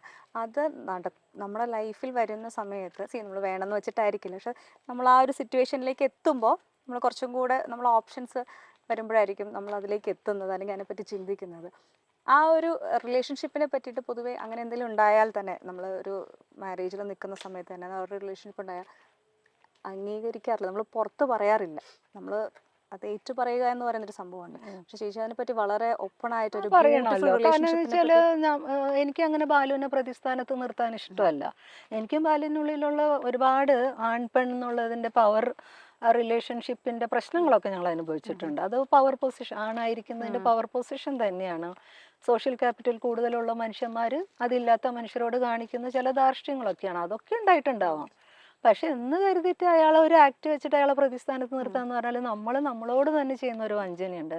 അതായത് മനുഷ്യനോട് ചെയ്യുന്ന വഞ്ചന, പെണ്ണിനോട് എന്നുള്ളതല്ല. കാരണം നമുക്ക് ഈ പ്രണയം വേണ്ടേ, രതി വേണ്ടേ, നമുക്ക് മനുഷ്യർക്ക് എങ്ങനെയാണ് അങ്ങനെയൊക്കെ ജീവിക്കാൻ പറ്റുക? അപ്പോൾ അത് 2 പേരുള്ളിൽ അമ്പെ പോയി എന്ന് കഴിഞ്ഞാൽ ഒരു സാധ്യത അവർ നോക്കിയത് ഒരിക്കലും ഒരു തെറ്റല്ല. മാത്രമല്ല അതിനകത്ത് നമ്മളെ കൺസേൺസ് എന്ന് പറഞ്ഞാൽ മക്കളുണ്ടെന്നുള്ളതാണ്. പക്ഷെ ഈ മക്കളെന്ന് പറഞ്ഞാൽ അപ്പോൾ 18-20 വയസ്സായ മക്കളാണ്. അപ്പം നമുക്ക് വേദനയൊക്കെ ഉണ്ട് ഇത് അറിയുമ്പോൾ. കാരണം നമ്മളുടെ ഉള്ളിൽ പ്രണയം ഉണ്ടാകുമ്പോഴും നമ്മളെ സംബന്ധിച്ച് നമ്മളെ പ്ലാറ്റ്ഫോം എന്ന് പറയുന്നത് ഈ കുടുംബമാണ്. ഈ കുടുംബത്തിന് നമുക്ക് നമ്മളെ ഈ സൊസൈറ്റിയിൽ ഇപ്പം ഒന്ന് തള്ളി പറയാൻ പറ്റില്ല. കുടുംബമാണ് എല്ലാ പ്രശ്നത്തിനും കാരണം, സ്വകാര്യ സ്വത്തിന് കാരണം, സ്ത്രീകളുടെ അടിമത്തത്തിന് കാരണം എന്നെല്ലാം തിയറിറ്റിക്കലി അത് ശരിയാണ്, അതിലൊരു തർക്കമില്ല. അങ്ങനെ ഇരിക്കുമ്പോഴും നമുക്ക് വേറെ ഫോർമാറ്റൊന്നും ഇല്ല ഇപ്പം നിലവിൽ. അപ്പം ഈ ഉള്ള കുടുംബത്തിനെ നമുക്ക് കുറച്ചും കൂടി നവീകരിച്ചുകൊണ്ടും കുറേയും കൂടി മനുഷ്യത്വപരമായ സ്പേസുകൾ കൊടുത്തുകൊണ്ടും ഒക്കെ ജീവിക്കുക എന്നുള്ളത്. പക്ഷെ അതിനകത്ത് പല ഓപ്ഷൻസ് ഉണ്ടാവും. Live in relation, open relationship, multiple relation, that's their options. അത് അവർക്കുള്ളിൽ ഓക്കെ ആവുന്നിടത്തോളം നമുക്ക് പ്രശ്നമാവണ്ട എന്നുള്ള നിലപാട് കാര്യമാണ് ഞാൻ. പക്ഷെ കയോസ് ഉണ്ട്. കാരണം അങ്ങനത്തെ അല്ലാത്തൊരു സമൂഹത്തിൽ കുട്ടികൾ എന്ന് പറഞ്ഞ ആളുകളെ അത് ഭീകരമായിട്ട് ബാധിക്കും. അപ്പം അതുകൊണ്ടൊന്നും അത് അത്ര ലാഘവത്തിലൊന്നും പറഞ്ഞു പോകേണ്ട കാര്യമായിട്ട് പോലും ഞാൻ കാണുന്നില്ല. അപ്പോൾ എൻ്റെ ഒരു കാര്യത്തിലെന്ന് പറഞ്ഞാൽ എനിക്കും ഇതുമാതിരി ഞാൻ എൻ്റെ സാമൂഹ്യ ഇടപെടലിനകത്ത് ഒരു വ്യക്തിയോട് തോന്നുന്ന അട്രാക്ഷനും സ്നേഹവും ഒക്കെ ഉണ്ട്. അത് ഞാൻ ബാലുവിനോടും പറയുന്നുണ്ട്. അപ്പോൾ ബാലു അതിനെ കാണുന്നത്, ബാലുവിൻ്റെ പിന്നെ എൻ്റെ ഒരു നേച്ചർ അറിയാം, എത്ര വരെ പോകും. കാരണം എൻ്റെ പ്രൈം കൺസേൺ മക്കളാണ്. അപ്പൊ അതുകൊണ്ട് ഇതൊക്കെ വളരെ കാഷ്വൽ ആയിട്ട് എടുക്കുന്നത്. അപ്പൊ എന്നെ സംബന്ധിച്ച് എൻ്റെ ഇതിലത്ത് ഞാൻ പിന്നീട് അത് ആലോചിച്ചപ്പോൾ അതങ്ങനെ ഞാൻ ആളോട് അഡ്മിറ്റ് ചെയ്യുന്നതിൽ എൻ്റെ ഒരു വൈരാഗ്യ ബുദ്ധി ഉണ്ടോ? കാരണം എന്നെ നിങ്ങൾ പരിഗണിക്കുന്നില്ലെങ്കിലും കുഴപ്പമില്ല, എന്നെ പരിഗണിക്കാനൊക്കെ ആളുണ്ട്. മേ ബി നമ്മുടെ മിഡ് ഏജിന്റെ ക്രൈസിസും കൂടി ഉണ്ട് അതില്. ഇത് പറയുവാണെങ്കിൽ ഈ ഒരു ഏജ് ഗ്രൂപ്പിലുള്ള അല്ല ഞാൻ പറഞ്ഞ അന്ന് ഞാൻ 42 ആണ്. അപ്പൊ എൻ്റെ മിഡ് ഏജിന്റെ ക്രൈസിസും കൂടി ഉണ്ട് അതിനകത്ത്. അപ്പൊ ആ ക്രൈസിസിനെ ഞാൻ അഡ്രസ്സ് ചെയ്യുന്നു എന്നുള്ളത് എന്നെ തീരെ പരിഗണിക്കാത്ത എൻ്റെ പാർട്ട്ണറോട് പറയുന്ന ഒരു ഒരു ഒരു വൈരാഗ്യ ബുദ്ധി അതിലുണ്ടോന്ന് ചോദിച്ചാൽ അത് ഞാൻ ഉണ്ടെന്ന് തന്നെ sadistic പറഞ്ഞു. ഒരു ഇത്. സാഡിസ്റ്റിക് എലമെന്റ് എക്സാക്ട്ലി അതുണ്ടെന്ന് തന്നെ പറയേണ്ടി വരും. അതൊന്നും അത്രയും നമ്മൾ അയ്യോ ഞാനങ്ങനെ വിചാരിച്ചിട്ടില്ല, എനിക്ക് അങ്ങനെ നിഷ്കളങ്കയാവണ്ട. ചിലപ്പോൾ മേ ബി ഇത് റോങ് മാതൃകയായിരിക്കും. ഞാൻ എല്ലാവരോടും പറയും നിങ്ങൾക്ക് ഉള്ളിൽ നിങ്ങളുടെ മുന്നിൽ നല്ല മാതൃകകളുണ്ടല്ലോ, അപ്പോൾ ഒരു മോശം മാതൃക ഇരിക്കട്ടെ, എങ്ങനെ ജീവിക്കേണ്ടെന്നെങ്കിലും നിങ്ങൾക്ക് തീരുമാനിക്കാമല്ലോ. How not to be exactly. അപ്പം ഞാൻ അതുകൊണ്ടാണ് പറഞ്ഞത് ബാലു ഈ ഒരു സാധനം ഇങ്ങനെ ഒരു റിലേഷൻഷിപ്പ് ഉണ്ടാവുന്നു, അറിയുന്നു, പൊട്ടിത്തെറിക്കുന്നു. അതിനകത്തൊക്കെ ഞാൻ പൊട്ടിത്തെറിച്ചില്ല, വേദനിച്ചില്ല, പുള്ളിയെ മാനസികമായി തകർത്തില്ല എന്നൊന്നും പറയാൻ പറ്റില്ല. കാരണം ഞാൻ എൻ്റെ ഭാര്യയെ, എൻ്റെ മക്കളുടെ അമ്മ, എൻ്റെ മക്കളുടെ അച്ഛൻ എന്നുള്ള എല്ലാ തരത്തിലുള്ള സ്ട്രെസ്സും കുറച്ച് ദിവസമെങ്കിലും ഞാനത് കൊടുത്തിരുന്നു. എനിക്കത് സഹിക്കാൻ പറ്റില്ലായിരുന്നു. കാരണം ഞങ്ങളെ സംബന്ധിച്ച് ഞങ്ങൾ ആ ജേണി ഇത്രയും പോകുന്നു. അന്നേരം ഞാൻ ഒറ്റയ്ക്കാണ്, എനിക്ക് ഈ മെനോപോസ് ഇഷ്യൂസ് ഒക്കെ ഉള്ള ഒരു സമയമാണ്, ഞാൻ ഭയങ്കര പാനിക്കാണ്. അപ്പം എൻ്റെ ജീവിതത്തിൽ എന്ന് പറഞ്ഞാലും ഞാനും മക്കളും ബാലും എന്നുള്ള സ്പേസിലേക്ക് തന്നെ നിൽക്കുകയും ഒരു റിട്ടയർമെൻറ്റ് ലൈഫിനെ കുറിച്ചൊക്കെ ആലോചിക്കുന്ന ഒരു സമയത്ത് ഒരാൾ പെട്ടെന്ന് ഇത് പറയുമ്പോൾ ആക്സെപ്റ്റബിൾ അല്ല. കാരണം അതും ആക്സെപ്റ്റബിൾ അല്ലാത്തത് ഞാൻ ഒറ്റയ്ക്ക് എങ്ങനെ സർവൈവ് ചെയ്യുന്നുള്ള എൻ്റെ സ്വാർത്ഥതയാണ്. അപ്പം ഞാൻ അതിനകത്തൊക്കെ പ്രശ്നമുണ്ടായി. പിന്നെ ഞാനിങ്ങനെ ഇരുന്ന് ആലോചിച്ചു, മക്കളൊക്കെ ആയിട്ട് സംസാരിച്ചു. അപ്പം പിള്ളേർ പറഞ്ഞു അമ്മ നമുക്കൊരാളെ പിടിച്ചു വെക്കാൻ പറ്റില്ല. അപ്പം ഞാൻ ആലോചിച്ചപ്പോൾ അത് ശരിയാണ്, ആരെയും പിടിച്ചു വെക്കാൻ പറ്റില്ല, സ്നേഹമൊന്നും പിടിച്ചു വാങ്ങാൻ പറ്റില്ലല്ലോ. അത് it should comments from the heart അല്ലേ. അപ്പം ഞാൻ അതുകൊണ്ട് തന്നെ പിന്നെ പുള്ളിയുടെ എല്ലാ തീരുമാനത്തിനും അങ്ങനെ വിട്ടുകൊടുത്തു. ഞാൻ പിന്നെ ആലോചിച്ചത് അന്ന് പിന്നെ ഒരാളെങ്കിലും സന്തോഷമായിട്ടും സമാധാനമായിട്ടും ജീവിക്കട്ടെ, ഒരു ജീവിതമല്ലേ ഉള്ളൂ. അപ്പോൾ പിന്നെ അവരങ്ങനെ വിത്തിൻ 6 months കാര്യങ്ങളൊക്കെ ഇതറിഞ്ഞതിന് ശേഷം 6 മാസം എടുത്തില്ല ഇതുപോലെ തന്നെ. അതും ഒരു 3 മാസം കൊണ്ട് അവർ ഒന്നിച്ച് ജീവിക്കാനുള്ള തീരുമാനങ്ങൾ എടുക്കുന്നു. ഞാൻ അന്നെടുത്തൊരു പൊസിഷൻ അവരെ എൻ്റെ ഫ്രണ്ട്സായിട്ട് തന്നെ കണക്കാക്കുന്നു. പിന്നെ ഞാനൊരു 2.5 വർഷം കഴിഞ്ഞപ്പോൾ ഞാൻ അവിടെ പോയി, അവരെ വീട്ടിൽ പോയി, വയനാട്ടിൽ പോയി, അവരെ രണ്ടുപേരും കണ്ടു, സംസാരിച്ചു. ഞാൻ പറഞ്ഞു സൗഹൃദം നിലനിർത്തണം. സിനിമയിലേക്കുള്ള വരവ് യാദൃശ്ചികം എന്ന് വേണമെങ്കിൽ പറയാവോ? അഭിനയം, നാടകം ഒക്കെ ഉണ്ടായിരുന്നു. ഇപ്പോഴത്തെ ഈ അങ്കമാലി ഡയറീസിലേക്കുള്ളത് വളരെ യാദൃച്ഛികമാണ്. പക്ഷെ അതേസമയം എൻ്റെ ഉള്ളിൽ ഞാൻ പറഞ്ഞില്ലേ സിനിമ അഭിനയിക്കണമെന്നോ നാടകക്കാരിയാവണമെന്നൊക്കെ ഉള്ള ആഗ്രഹം സത്യത്തിൽ വരുന്നത് ബാലുവിൻ്റെ സർക്കിളിൽ വരുന്ന മനുഷ്യന്മാരുടെയൊക്കെ ഒരു ഡിസ്കഷനിൽ നിന്നൊക്കെ കേട്ടോ. അതർവൈസ് ഞാനതൊന്നും ആലോചിച്ചതിനില്ല. പിന്നെ നാടകത്തിലേക്ക് ഞങ്ങളൊരു നാടക പ്രവർത്തകയായിട്ട് ഒരു 1.5 കൊല്ലം നാട്ടിലുള്ള സമയത്ത് എനിക്ക് തോന്നിയത് നല്ലതാണ്. പിന്നെ അതിനു മുമ്പും പെണ്ണെഴുത്ത്, സ്ത്രീകളുടെ നാടകവേദി എന്നുള്ള ഒരു മൂവ്മെന്റ് ഉണ്ടായിരുന്ന കാലത്തൊക്കെ ഞാൻ അതിന്റെ ഭാഗമൊക്കെ ആയിരുന്നു. പക്ഷെ ഇതിലൊന്നും ഒരു നൈരന്തര്യം ഉണ്ടായിരുന്നില്ല. ഞാൻ പറഞ്ഞു വെച്ചാൽ ഒന്ന് തൊഴിൽ, നമ്മളെപ്പോഴും മദ്രാസ്, പോണ്ടിച്ചേരി, പിന്നെ ഗൾഫ്. അപ്പം ഈ നൈരന്തര്യം ഇല്ലായ്മ എപ്പോഴും ഉണ്ട്. കാരണം ജീവിതമാണല്ലോ ഏറ്റവും മുന്നിൽ നിൽക്കുന്ന കാര്യം. പിന്നെ തിരിച്ച് വന്ന് ഗൾഫിൽ നിന്ന് വന്ന സമയത്താണ് പിന്നെ ഞാൻ സോഷ്യൽ ആക്ടിവിസ്റ്റാണ്. അപ്പോൾ പോകുന്നത് പിന്നെ സിനിമയും ഇല്ല, നാടകവും ഒന്നുമല്ല. നമുക്ക് കഴിയാവുന്ന വിഷയങ്ങളിൽ ഇടപെടുന്നു. മക്കൾ സ്കൂളിലാണ്, എന്നൊക്കെ ഹൈസ്കൂളിലാണ്. അപ്പം അങ്ങനെ ഒരു ടിപ്പിക്കൽ വീട്ടമ്മ എന്നൊക്കെ പറയാവുന്ന വിധത്തിൽ ആയിരുന്നു കുറേ കാലം. പിന്നെ ഞാനിങ്ങനെ സാമൂഹ്യ ഇടപെടലൊക്കെ ഉണ്ടാകുന്നത് സൗമ്യ ഇഷ്യൂവിന് ശേഷമാണ്. അപ്പം പഴയ കാലത്തെ സുഹൃത്തുക്കളെയൊക്കെ കണ്ടുമുട്ടുന്നു, ഞാൻ നാട്ടിലുണ്ടെന്ന് അറിയുന്നു. അപ്പോൾ അവർ സ്വാഭാവികമായിട്ട് അവർ സജീവമായിട്ട് ഇവിടെ ഉണ്ട്. അപ്പോൾ അവരെന്നെ വിളിക്കാൻ തുടങ്ങി, ഞാൻ പോകുന്നു. അങ്ങനെ കളക്റ്റീവിൻ്റെ ഭാഗമായിട്ടൊക്കെയാണ് പിന്നെ സജീവത വരുന്നത്. അപ്പോഴും എൻ്റെ ഉള്ളിൽ സിനിമയായിരുന്നു ആഗ്രഹം. കാരണം അപ്പോഴേക്കും വിഷ്വൽ മീഡിയ അത്രയ്ക്ക് നമ്മളെ മൊബൈല്, കമ്പ്യൂട്ടർ സാധ്യതകൾ വന്നതോടുകൂടി പിന്നെ ഞാൻ വിചാരിച്ചു ഒന്ന് സിനിമ ചെയ്യണം. അപ്പോൾ അവിടെ നിന്ന് പോരുമ്പോൾ തന്നെയും ഒരു ഷോർട്ട് ഫിലിം ചെയ്തിരുന്നു ഞാൻ എൻ്റെ സ്ക്രിപ്റ്റ് തന്നെ. അപ്പോൾ എനിക്ക് സ്ക്രിപ്റ്റിനെ കുറിച്ച് എപ്പോഴും ഒരു ആലോചന ഉണ്ടായിരുന്നു. അപ്പോൾ അതായത് നമുക്ക് സിനിമ ചെയ്യണമെങ്കിൽ പിന്നെ പോയി പഠിക്കാനൊന്നും നേരില്ല. അങ്ങനെയാണ് ഞാൻ അസിസ്റ്റൻറ്റ് ഡയറക്ടറായിട്ട് നമ്മുടെ സുഹൃത്തുക്കൾ ചെയ്യുന്ന സിനിമയിൽ വർക്ക് ചെയ്യാൻ തുടങ്ങിയത്. അപ്പോൾ അതിനകത്ത് അസിസ്റ്റൻറ്റ് ഡയറക്ടറായിട്ട് വർക്ക് ചെയ്യുമ്പോഴാണ് എനിക്ക് മനസ്സിലായത് അയ്യോ ഇത് അത്ര എളുപ്പമല്ല. അത് നമ്മൾ ആ പെർട്ടിക്കുലർ ഏജിൽ. കാരണം ഏത് ഡയറക്ടേഴ്സിന്റെ കൂടെയാണ് ഞാനൊന്ന് ശശിധരൻ, പുള്ളി മരിച്ചു. പക്ഷെ ഒളിപ്പോരെന്ന് പറഞ്ഞ ഫഹദിൻ്റെ സിനിമ, അതാണ് എൻ്റെ ആദ്യത്തെ. പിന്നെ ഞാൻ ജയൻ ചെറിയൻ്റെ കബോഡി സ്കീപ്സ്, പപ്പലി അബുദ, അത് മറ്റേ ഓഫ് ബീറ്റ് ആണ്. പിന്നെ ഞാൻ സിനിമയ്ക്ക് വന്നതിന് ശേഷം തന്നെ ചെയ്തിട്ടുള്ള ഒരു അസിസ്റ്റന്റ് ഡയറക്ടറും കൂടി ആയിട്ട് ചെയ്തൊരു വർക്കാണ് കോഴിപ്പോര്. അപ്പൊ ഇങ്ങനെയുള്ള പടങ്ങളിൽ പിന്നെ നമ്മൾ പിന്നെ ഏതും സുഹൃത്തുക്കളുടെ പടങ്ങളൊക്കെ ചെയ്യുമ്പോഴും നമ്മൾ അതിനകത്ത് എല്ലാ രീതിയിലുള്ള ഒരു സഹകരണമൊക്കെ ഉണ്ടാവുന്നല്ലേ. നമ്മൾ കോസ്റ്റ്യൂം നോക്കാം, അല്ലെങ്കിൽ പ്രോപ്പർട്ടി നോക്കാം എന്നൊക്കെ ഉള്ളത്. ഇപ്പോൾ ഏറ്റവും വലിയ ചൂടേറിയ ചർച്ചയിലേക്ക് നമ്മൾ എത്തേണ്ടതുണ്ട്. ഒരുപാട് പേര് സ്ഥലത്ത് സ്റ്റേറ്റ്മെൻറ്റ് പറഞ്ഞൊരു വ്യക്തിയാണ്, അല്ലെങ്കിൽ കൃത്യമായി അഭിപ്രായം പറയുന്നൊരു വ്യക്തിയാണ്. ഇപ്പോൾ ഈ പറഞ്ഞതുപോലെ സിനിമയിൽ അഭിനയിക്കാൻ അല്ലെങ്കിൽ സിനിമയിൽ അവസരം നേടാൻ, അഭിനയം മാത്രമല്ല സിനിമയിലുള്ള എന്ത് ജോലിയിലാണെങ്കിലും ടാലൻറ്റും ഈ പറഞ്ഞതുപോലെ ഒരു വലിയ പരിധി വരെ ഭാഗ്യവും അത് മാത്രം പോരാ. നമ്മൾ പല രീതിയിലുള്ള കോംപ്രമൈസ് എന്നുള്ള വേർഡ് അല്ലെങ്കിൽ ഫേവേഴ്സ് നമ്മൾ ചെയ്യുക എന്നുള്ളത് കൂടി ഒരു എന്താ പറയുക ആവശ്യമായി വരുന്നു എന്നുള്ളതാണ് ഇപ്പോഴത്തെ ഏറ്റവും വലിയ ചർച്ച. അത്തരത്തിലുള്ള സിറ്റുവേഷനെ പറ്റി എന്താണ് പറയാനുള്ളത്? കാരണം എന്ന് വെച്ചാൽ പലയിടത്തും ഇങ്ങനത്തെ ഫേവേഴ്സ് ചോദിക്കുന്നു അല്ലെങ്കിൽ മുതലെടുക്കപ്പെടുന്നു, ചൂഷണം ചെയ്യപ്പെടുന്നു എന്നുള്ള കാര്യം. ഞാൻ അതിനകത്ത് ആകെ എനിക്കൊരു വേറൊരു എക്സാമ്പിൾ പറയുന്നത്, കൈക്കൂലി തെറ്റാണോ ശരിയാണോ ഞാൻ ചോദിക്കുകയാണ്. കൈക്കൂലി ശരിയാണോ? തെറ്റാണ്, നിയമപരമായി തന്നെ അത് തെറ്റാണ്. അപ്പോൾ ഇൻ ദ ഫസ്റ്റ് പ്ലേസ് കൈക്കൂലി കൊടുത്തു എന്നുള്ളതല്ല, ചോദിച്ചു എന്നുള്ളത് തന്നെയാണ് ഫസ്റ്റ് ക്രൈം. അപ്പം ഇവിടെ നമ്മളെ സംബന്ധിച്ച് നമ്മളെ ഞാൻ പറഞ്ഞില്ല, ഈ ലൈംഗികത എന്ന് പറയുന്നത് വലിയൊരു ടൂളാണ് നമ്മളെ. അത് നമ്മളേതുപോലെയുള്ളൊരു സമൂഹങ്ങളിൽ നമ്മളേതെന്നല്ല, പുരുഷാധിപത്യ ക്രമങ്ങൾ നിൽക്കുന്ന വിക്ടോറിയൻ സദാചാര സങ്കല്പങ്ങൾ നിൽക്കുന്ന മനുഷ്യൻ ഭൂമിയിൽ വന്നിട്ട് ലക്ഷക്കണക്കിന് വർഷങ്ങളായി. അതിനകത്ത് നമ്മൾ ഈ എടുത്തു പിടിക്കുന്നത് 10,000-10,000 വർഷത്തിൻ്റെ ഒരു അട്ടിമറിയുടെ ചരിത്രമാണ്. അതിനു മുമ്പും മനുഷ്യർ ജീവിച്ചിരുന്ന കാലങ്ങളുണ്ട്. അവിടെയൊന്നും മനുഷ്യർക്ക് ഇത്രയും ലൈംഗികതയുടെ പുറത്തുള്ള കെയോസുകൾ ഉണ്ടായിരുന്നില്ല. പക്ഷേ എനിഹൗ ഇവിടെ എത്തി നിൽക്കുന്ന ഒരു സമൂഹത്തിൽ ഇരുന്നുകൊണ്ടേ നമുക്ക് സംസാരിക്കാൻ പറ്റും. അപ്പം ഇതിൻ്റെ പ്രശ്നം എന്താണെന്ന് വെച്ചാൽ, ലൈംഗികത പുരുഷൻ എങ്ങനെയും ഉപയോഗിക്കാവുന്ന ഒരു ടൂളായിരിക്കുകയും സ്ത്രീയെ സംബന്ധിച്ച് അത് കാത്തുപരിപാലിച്ച് കൊണ്ടുപോകേണ്ട ഒന്നാവുകയും ചെയ്യുന്നിടത്താണ് ഇതൊരു ക്രിമിനൽ ആക്ട് ആയിട്ട് മാറുന്നത്, അല്ലേ? അപ്പൊ എന്ന് വെച്ചാല് ഞങ്ങളിത് ചോദിക്കും. അപ്പൊ ഇതിനകത്ത് ആരാണ് ചോദിക്കുന്നത്? അതിനുള്ള പൊട്ടൻഷ്യൽ ഉണ്ടെന്ന് സ്വയം വിചാരിക്കുന്ന ഒരു മനുഷ്യര് പറയാണ്, നിനക്ക് അവിടെ നിൽക്കണമെങ്കിൽ നിന്റെ കയ്യിൽ ഏറ്റവും വില പിടിച്ചത് ഇതാണല്ലോ എന്നാണല്ലോ നമ്മൾ പറയപ്പെട്ടിരിക്കുന്നത്. അപ്പൊ പിന്നെ അതും കൂടെ ഒക്കെ തന്നിട്ടാണ് നിന്നു. ഇത് ഫസ്റ്റ് ഫേസിൽ ആ ചോദ്യം ഉണ്ടാവരുതെന്നുള്ളതാണ് ആദ്യം പറയേണ്ടത്. ഞങ്ങളങ്ങനെ ചോദിക്കും, അപ്പം നിങ്ങൾ വേണമെങ്കിൽ പൊക്കോ, അല്ല ഇത് തൊഴിലേടാണ്.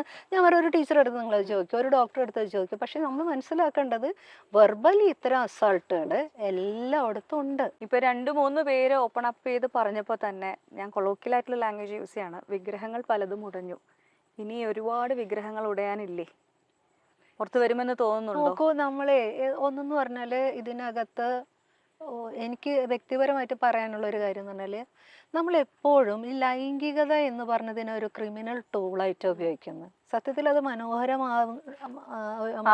ആക്ട് ആവേണ്ട ഒരു കാര്യമാണ്.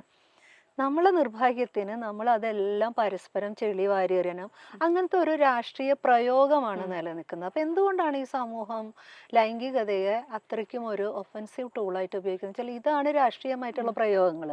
എതിരാളിയെ കൊടുക്കാനായിട്ട് ഹണി ട്രാപ്പ് ഒരുക്കുക. അപ്പം ഞാൻ പറഞ്ഞു വെച്ചാൽ, നമ്മളിപ്പോൾ പറഞ്ഞുകൊണ്ടിരിക്കുന്ന ഇങ്ങനെ ആളുകൾ വിഗ്രഹവൽക്കരിക്കപ്പെട്ട ആളുകൾ ഉണ്ടായിരിക്കാം, അവരോടയുമോ ചിതറുമോ, ഇതല്ലേ നമ്മുടെ കൺസേൺ ആവേണ്ടത്.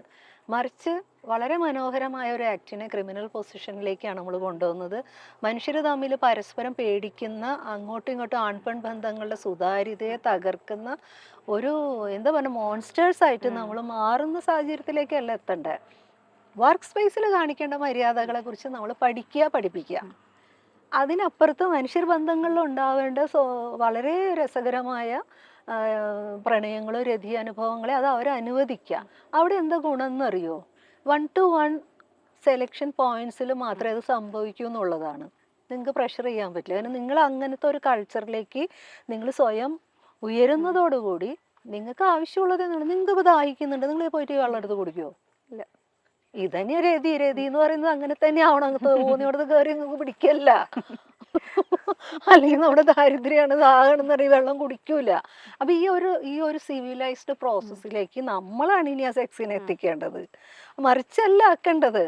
അപ്പൊ അതിന് വേണ്ടുന്ന ഒരു കാര്യം കൂടിയാണ് നമ്മൾ പറയുന്നത്. അല്ലാണ്ട് നമ്മൾ ആണും പെണ്ണും ഇങ്ങനെ ഇരുന്ന് കഴിഞ്ഞാൽ ഇപ്പൊ ഇവിടെ ബോംബ് പൊട്ടും, ഇത് മുഴുവൻ പ്രശ്നത്തിലാണെന്നല്ല ആക്കി തീർക്കണ്ട. എനിക്കതിൽ ഭയങ്കര സങ്കടമുണ്ട്. നമ്മൾ ഈ ലൈംഗികതയിൽ ഊന്നി തന്നെ ഈ വിഷയം പറയുമ്പോൾ സംഭവിക്കുന്നത് വളരെ മനോഹരമായ സുതാര്യമായ ആൺപെൺ ബന്ധങ്ങൾ, പ്രണയാനുഭവങ്ങൾ എല്ലാം റദ്ദ് ചെയ്യേണ്ടി വരും. അത് സംഭവിക്കരുത്. മറിച്ച് നമ്മൾ സ്വയം റിഫൈൻഡ് ആവാനും വർക്ക് സ്പേസിനകത്ത് എത്തിക്കലായിട്ട് പെരുമാറാനും പ്രിൻസിപ്പിൾഡായിട്ട് ജീവിക്കാനും അങ്ങനെയുള്ള സമൂഹങ്ങളിൽ കുറേ ആരോഗ്യകരമായിട്ടുള്ള ബന്ധങ്ങളും മനുഷ്യരുണ്ടാവുള്ളൂ. അതെല്ലായിടത്തും വരട്ടെ. അപ്പം ഞാൻ എന്തായാലും ഇൻഡസ്ട്രിയിൽ വർക്ക് ചെയ്യുന്നുണ്ട്, അവിടെ വരണം എന്ന് ആദ്യം പറയും. പക്ഷെ സമൂഹത്തിന്റെ റിഫ്ലക്ഷനാണ് ഇൻഡസ്ട്രി. അതെ. എല്ലാ ഇൻഡസ്ട്രിയിലും, അതായത് എല്ലാ Exactly. തൊഴിലിടങ്ങളിലും, എല്ലാ സ്ഥലത്തും അത്രയാണ് ഇതൊരു മനോഹരമായ കാര്യമായിരിക്കട്ടെ. മുതലെടുക്കലും ചൂഷണങ്ങളും ചൂഷണങ്ങൾ ഉണ്ടാവാതിരിക്കട്ടെ. ഉണ്ടാവരുത്, അത്രേ ഉള്ളൂ. നിങ്ങൾക്ക് അതൊക്കെ ബോധ്യല്ലേ? ഒരാളോട് നമ്മൾ ഇന്നത് പറഞ്ഞുകൂടാ, അയാളെ ശരീരത്തിനെ വെച്ചുകൊണ്ട് നിങ്ങൾ അവരെ ഉടുപടകളെ വെച്ചുകൊണ്ട് അവരെ എക്സ്പ്രഷനെ വെച്ചുകൊണ്ട് നിങ്ങൾ അങ്ങനെ ചെയ്തുകൂടാ എന്ന് നിങ്ങൾ സ്വയം പഠിക്കണം. അതിന് നിങ്ങൾ മുതിരാതെ ഇനി സമൂഹത്തിൽ ഞങ്ങളെ മുഴുവനും എന്താണ് ഇതിലാക്കി, ദുരിതത്തിലാക്കി, ഞങ്ങളെ ഇമേജ് തകർത്തു, കുറേ പെണ്ണുങ്ങൾ അതിനുവേണ്ടി ഒരുമ്പെട്ട് ഇറങ്ങി എന്ന് കരഞ്ഞിരിക്കലേ പറ്റൂ. അത് നടക്കില്ല. ഇനി പെണ്ണുങ്ങൾക്ക് അങ്ങനെ ഒരു പ്രശ്നം ഉണ്ടായിട്ടുണ്ടെങ്കിൽ അത് നമ്മൾ അഡ്രസ്സ് ചെയ്യണം, എക്നോളജ് ചെയ്യണം എന്ന് തന്നെയാണ് ഇനി പഠിക്കേണ്ടത്. അല്ലാണ്ട് ഇവളുമാർ ഇത് വന്ന് പറയല്ലേ ഇവളുമാരെ കയ്യിലിരിപ്പം കുഴപ്പമില്ലേ എന്നല്ല പറയേണ്ടത്. നിങ്ങൾക്ക് ഞങ്ങൾ വന്നിട്ട് എന്തെങ്കിലും ബുദ്ധിമുട്ടുണ്ടായിട്ടില്ലല്ലോ. മിനിമം ഒരു വർക്ക് സ്പേസിൽ ഇരിക്കുമ്പോൾ ഒരു പെണ്ണ് എപ്പോഴും നമ്മളെ ഹറാസ് ചെയ്യും, വാക്കുകൊണ്ട് ഹറാസ് ചെയ്യുന്നു പറഞ്ഞ ഒരു അനുഭവം ഒരു പുരുഷനും ഉണ്ടാവുന്നില്ലല്ലോ. പ്രണയപൂർവ്വം നോക്കിയിരിക്കും, അതൊക്കെ അത്ര വലിയ ഒഫൻസ് ഒന്നുമല്ല. പക്ഷെ മറിച്ചുണ്ടാവുന്നില്ലല്ലോ ഈ സ്ട്രെസ് വെച്ചിട്ട്. അത്രയെങ്കിലും മര്യാദ നമ്മളോട് കാണിക്കണം അല്ലേ? അത്രയൊക്കെ നമ്മൾ പറയുന്നുള്ളൂ. ഇപ്പം WCC എന്ന് പറയുന്ന സംഘടന, അമ്മ എന്ന് പറയുന്ന താരസംഘടന, ഈ ഒരു അങ്ങനെ രണ്ട് ഡിഫറെൻ്റ് ആയിട്ടുള്ളൊരു ആർട്ടിസ്റ്റ് സ്പേസ്, അവിടെ സ്ത്രീകൾക്ക് സെപ്പറേറ്റ്, ആർട്ടിസ്റ്റ് വേറെ എന്നുള്ള രീതിയിൽ ആ ഒരു സിസ്റ്റം വേണം എന്ന് തോന്നിയിട്ടുണ്ട്. എല്ലാം കൂടി ഒന്നായിട്ട് ഒരുമിച്ച് പോകാന്ന് പറഞ്ഞാൽ അങ്ങനെയാണെങ്കിൽ അത് തൊഴിലാളി യൂണിയനേ ഉണ്ടാവുള്ളൂ, ആർട്ടിസ്റ്റ് യൂണിയനേ ഉണ്ടാവുള്ളൂ. അമ്മ എന്ന് പറയുന്നത് കൃത്യമായിട്ട് ഒരു ക്ലബിന്റെ സ്വഭാവമുള്ള ഒരു സാധനമാണ്. നിങ്ങൾക്ക് 2 ലക്ഷം അംഗത്വം കൊടുത്താൽ നിങ്ങൾക്ക് അതിനകത്ത് അംഗത്വം കിട്ടും. അത് എനിക്ക് 2 ലക്ഷം ഉണ്ടായതുകൊണ്ട് തരണമെന്നില്ല, അവരെന്നെ മൊത്തത്തിൽ സ്ക്രീൻ ചെയ്യും ഇയാളെവിടെ എടുക്കാൻ പറ്റുമോ ഇല്ലയെന്ന്. അപ്പം അതിനകത്ത് അവർ ഡിസിഷൻ മേക്കിങ്ങിന്റെ ഒക്കെ കുറേ പ്രോസസ്സൊക്കെ ഉണ്ട്. അപ്പം അവരെ ക്രൈറ്റീരിയക്ക് യോജിച്ച ഒരാൾക്ക് കൊടുക്കുള്ളൂ എന്നും കൂടെ പറയുന്നുണ്ട്. അപ്പം അങ്ങനെയാകുമ്പോൾ അതൊരു തൊഴിൽ സംഘടനയല്ല. നമുക്ക് വേണ്ടുന്നത് ഇനി ആർട്ടിസ്റ്റുകൾക്ക് വേണ്ടുന്ന ഒരു തൊഴിൽ സംഘടന ഉണ്ടാവുകയും ആണും പെണ്ണും എല്ലാവരും അടങ്ങുന്നത്. കാരണം എല്ലാ ടെക്നീഷ്യന്മാർക്കും ഇന്നുണ്ട്. അപ്പോൾ ആർട്ടിസ്റ്റുകൾക്ക് വേണ്ടുന്ന തൊഴിൽ സംഘടന ഉണ്ടാകുമ്പോൾ എന്താ വെച്ചാൽ ഇതിനകത്ത് ഒരു റൂൾസും റെഗുലേഷൻസ് വരും, വേജ് സിസ്റ്റം വരും. നിങ്ങൾ ഒരു എന്താ പറയുക സ്ലാബ് നിശ്ചയിക്കുന്നത് പോലെ ഇന്ന കാറ്റഗറിയിൽ വരുന്ന ആർട്ടിസ്റ്റിന് മിനിമം ഇത്രയ്ക്ക്. നമ്മളിവിടെ തുല്യവേതന അല്ല, കോടികൾ 9 കോടിയും 10 കോടിയും വാങ്ങുന്ന ആളുകളുടെ ശമ്പളം കിട്ടണമെന്നൊന്നുമല്ല നമ്മൾ പറയുന്നത്.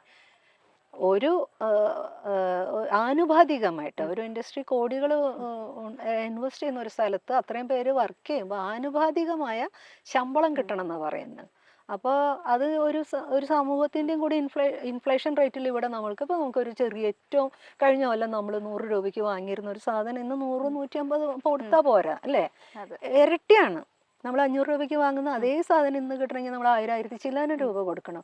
അപ്പോൾ ഈ ഇൻഫ്ലേഷൻ റേറ്റിനെയും കൂടെ മാനിച്ചുകൊണ്ട് ആരോഗ്യമുള്ള സന്തോഷമുള്ള ജനതയാണ് ഏറ്റവും വലിയ സമ്പത്തെന്ന് മനസ്സിലാക്കിയിട്ട് ഒരു പോളിസി ഉണ്ടാവണം വേജസിൽ. അപ്പോൾ അങ്ങനെയാകുമ്പോൾ എന്താണെന്ന് വെച്ചാൽ കുറേ റോങ് പ്രാക്ടീസസ് ഒക്കെ നിർത്തി വെച്ച് നേരും ചൊവ്വായിട്ട് എൻ്റെ കീഴിൽ ഇത്ര പേര് വർക്ക് ചെയ്യുന്നു, അതിൽ ഇത്ര പേർക്ക് ഇത്രയൊക്കെയാണ് ശമ്പളങ്ങൾ, ഇത് അവിടെ അക്കൗണ്ടിൽ വന്നു എന്ന് മോണിറ്റർ ചെയ്യാവുന്ന ഒരു സിസ്റ്റം വരും. അതിൻ്റെ മേലെ മോണിറ്ററിങ് സിസ്റ്റം വരും. ഇത് ഉണ്ടാക്കിയെടുക്കാൻ എന്താ പാട്? അതെ, ഇത് ബാക്കി സിനിമയിലുള്ള എല്ലാ മേഖലയിലും എത്തിക്കഴിഞ്ഞു, അഭിനേതാക്കൾക്ക് ഒഴികെ ഇല്ല. അപ്പൊ അതുകൊണ്ടാണ് ഞാൻ പറഞ്ഞത് നമ്മൾക്ക് വേറിട്ട് നിൽക്കാനല്ല ഇഷ്ടം. നമ്മൾ പറയുന്നത് ആർട്ടിസ്റ്റുകളുടെയും കൂടെ ഒരു യൂണിയൻ ഉണ്ടാവട്ടെ എന്നാണ് എൻ്റെയൊക്കെ അഭിപ്രായം. അല്ലാതെ ഇപ്പൊ നമ്മളെ സംബന്ധിച്ച് അമ്മ എന്ന് പറഞ്ഞാൽ എനിക്ക് പോകാൻ ഇഷ്ടം, അവരും എനിക്ക് മെമ്പർഷിപ്പ് തരുമോ? എനിക്ക് ബൾക്കായിട്ട് 2 ലക്ഷം എടുത്ത് കൊടുക്കാനില്ല. ഇനിയിപ്പോൾ അവർ ഓക്കെ തവണകളായിട്ട് അടച്ചാൽ മതി എന്നുള്ളത് എനിക്ക് തരുമോ എന്നുള്ളതാണ് എൻ്റെ ചോദ്യം. അങ്ങനെ തോന്നാനുള്ള കാരണം എന്ന് വെച്ചാൽ നമ്മളത് അന്വേഷിച്ചപ്പോൾ നമുക്ക് കിട്ടൂല എന്നാണ് അറിഞ്ഞത്. കിട്ടൂല മൈൻഡ് ചെയ്യുന്നില്ല. അപ്പൊ കുറെ പ്രാവശ്യം അതിനുവേണ്ടി ശ്രമിച്ചിട്ടുണ്ട്? ഇല്ല, നമ്മൾക്കത് ഇങ്ങനെ കുറെ പ്രാവശ്യം ചോദിക്കുന്നതല്ല, ഞാൻ വെറുതെ ഒന്ന് അന്വേഷിച്ചോളൂ. അപ്പൊ എന്നോട് പറഞ്ഞത് ഞങ്ങളിവിടെ, അതായത് അത് പുരുഷന്മാരാണ് കേട്ടോ, എന്നേൽ എത്രയോ മുന്നേ വന്ന് അവര് ആർട്ടിസ്റ്റുകളായിട്ടൊക്കെ നിൽക്കുകയും ഡയറക്ഷനും സ്ക്രിപ്റ്റും ഒക്കെ ചെയ്യുന്ന ആളുകൾ. അവർ പറഞ്ഞു ഞങ്ങൾ എത്ര വർഷമായിട്ട് അതായിരുന്നു, ഞങ്ങൾക്ക് എഴുത്തരുന്നില്ല എന്ന് പറഞ്ഞു. പിന്നെയാണ് ചേച്ചിക്ക് എന്ന് പറഞ്ഞു. അപ്പൊ നമുക്കതറിയാം. അപ്പൊ അത് അങ്ങനെ എന്ന് പറഞ്ഞാൽ ഒരു പെണ്ണായതുകൊണ്ട് കിട്ടാത്തതല്ല. അപ്പൊ അവർക്ക് സർട്ടൻ ക്രൈറ്റീരിയ ഉണ്ട് കൊടുക്കാതിരിക്കുന്നതില്. അപ്പൊ പിന്നെ നമ്മൾ അതിനകത്തൊക്കെ പിന്നെ ചുഴിഞ്ഞൊന്നും നോക്കിയിട്ടില്ല. പിന്നെ എൻ്റെ ഒരു കൺസേൺ ഒന്നുമല്ല അവിടെ എത്തിപ്പെടുക എന്നുള്ളതൊക്കെ.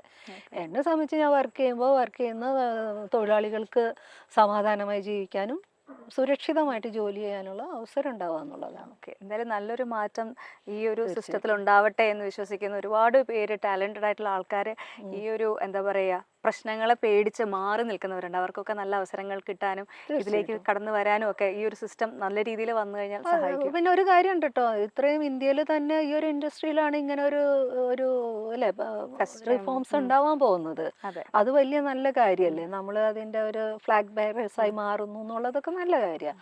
അപ്പൊ അങ്ങനെ ഉണ്ടാവട്ടെ. അപ്പൊ ഓരോ ഇൻഡസ്ട്രിയിലും ഇങ്ങനെ ഓരോ പൊട്ടിത്തെറികൾ ഇനി വരും, ഇനി IT സെക്ടറിൽ വരും, നഴ്സുമാരുടെ ഇടയിൽ വരും, ഡോക്ടേഴ്സിന്റെ. അപ്പൊ അങ്ങനെയാണ് നമ്മളൊരു ശുചീകരണ പ്രവർത്തനം, ഒരു ക്ലൻസിങ് പ്രോസസ്സ് ഉണ്ടാവണം.